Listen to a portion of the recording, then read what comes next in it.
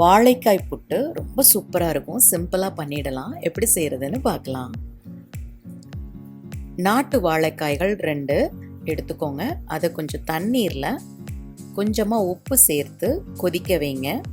மூடி வச்சிடுங்க. ஒரு 5 நிமிடங்களே போதுமானது. இந்த வாழைக்காய்கள் நிறம் மாறி இருக்கும். அதுதான் அதனுடைய பதம். அப்போ அதை வெளியில் எடுத்துடலாம். ரொம்ப கொதிக்க விட்டீங்க அப்படின்னா குழஞ்சிடும். அதனால 5 நிமிடங்கள் போதுமானதாக இருக்கும். இந்த வாழைக்காய்களை வெளியில் எடுத்துட்டு ஆறின பிறகு அதை உரிச்சிக்கலாம். நல்லா ஆறின பிறகு இந்த மாதிரி உரிச்சிக்கோங்க.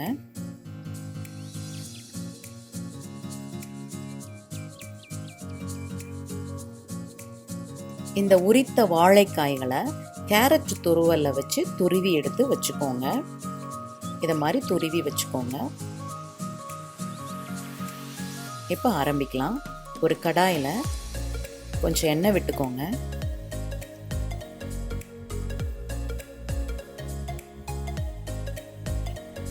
கொஞ்சமாக கடுகு சேர்த்துக்கோங்க.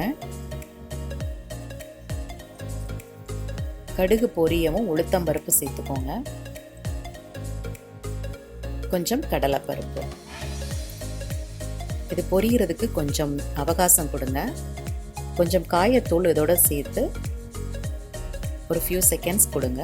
அதுக்கப்புறம் ஒரு ஆர்க்கு ஃப்ரெஷ் கருவேப்பிலை அதோட சேர்த்துக்கோங்க. 8 பல் நாட்டு பூண்டு சேர்த்துருக்கேன். ஒரு வாழைக்காய்க்கு 4ங்கிற கணக்கில் சேர்த்துருக்கேன், வாயு உபாதைகளை தவிர்க்கிறதுக்காக. அதே மாதிரி ஒரு 4 பச்சை மிளகாய். காரத்துக்கு இது மட்டும்தான். பூண்டு அவசியமாக இதில் சேருங்க. வாழைக்காயினுடைய தன்மை கொஞ்சம் மட்டுப்படும். 2 கைப்பிடி அளவுக்கு சின்ன வெங்காயம் பொடியாக அரிஞ்சு சேர்த்துருக்கேன். அதே மாதிரி 2 கைப்பிடி அளவுக்கு பெரிய வெங்காயமும் சேர்த்துக்கோங்க. இதில் வெங்காயம் தான் பிரதானம். வெங்காயம் நிறைய சேர சேர வாழைக்காய் புட்டினுடைய ருசி ரொம்ப அமோகமாக இருக்கும். வெங்காயம் கண்ணாடி போல ஒரு பதத்துக்கு வரும் இல்லைங்களா, அந்த அளவுக்கு வதக்குங்க. கொஞ்சம் மல்லி தலைகளையும் இதோட சேர்த்து வதக்குங்க. இந்த வெங்காயம் வதங்கிறதுக்கு தேவையான அளவு உப்பு கொடுங்க. இந்த புட்டு சாப்பிடும்போது வெங்காயம் கடிபடும் போதெல்லாம் நல்லா இருக்கும்.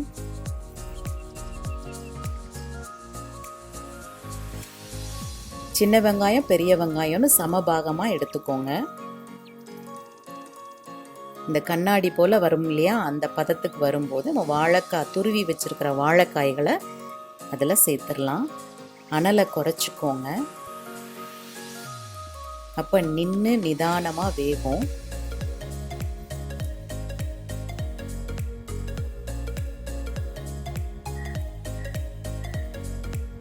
மெதுவாக கிளறி விடுங்க. இந்த வெங்காயம் எல்லாமே இந்த வாழைக்காயோட சேர்த்து மிக்ஸ் ஆகிற மாதிரி வதக்குங்க.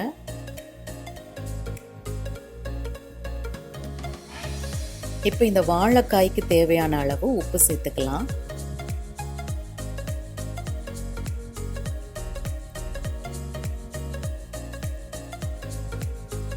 கொஞ்சம் மல்லி தலைகளையும் இதோட சேர்த்து மெல்லமாக மிக்ஸ் பண்ணுங்க. எல்லா பக்கமும் ஒரே மாதிரி ஈவனாக மிக்ஸ் பண்ணும்போது அருமையாக இருக்கும். பார்க்கறதுக்கும் அழகாக இருக்கும். சாப்பிடணும் போல தோணும். கொஞ்சமாக தேங்காய் துருவலை இதோட சேர்த்து ஸ்விட்ச் ஆஃப் பண்ணிடுங்க.